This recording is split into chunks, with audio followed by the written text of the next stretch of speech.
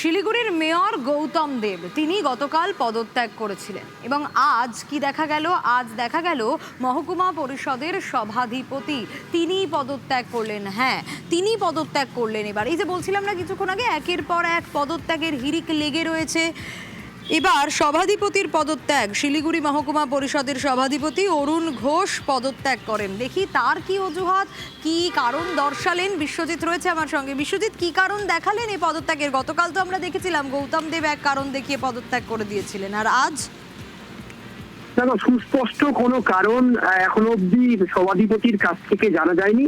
যদিও 1 বছর আরো মেয়াদ ছিল শিলিগুড়ি মহকুমা পরিষদের এই বোর্ডের, তার আগেই তিনি কিন্তু তার পদত্যাগ জমা দিয়েছেন। যদিও পদত্যাগ এখনো গৃহীত হয়নি, তিনি সোমবার সমস্ত বিষয়টি সাংবাদিকদের সামনে জানাবেন। যেহেতু 2022 সালে এই শিলিগুড়ি মহকুমা পরিষদের নির্বাচন হয়, আর সেই নির্বাচনে অরুণ ঘোষ তৃণমূলের হয়ে সভাধিপতির এই বোর্ডে তিনি সভাধিপতি হন। যদিও 4 বছর ধরে বেশ কিছু উন্নয়নের কাজকর্ম তিনি করেছেন বলে তার দাবি। যদিও 1 বছর আগে কেন তিনি পদত্যাগ করতে বাধ্য হলেন সেটি কিন্তু যথেষ্ট জল্পনা তৈরি হয়েছে।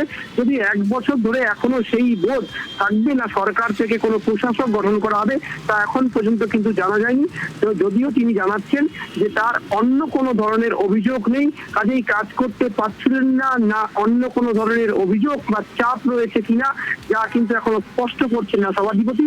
যদিও 1 বছর আগে গতকাল দেখা গিয়েছে যে শিলিগুড়ি পুর নিগমের মেয়র গৌতম দেব তিনি পদত্যাগ করেন, তারপরেই সভাধিপতির পদত্যাগ যথেষ্ট জল্পনা তৈরি করছে। বেশ।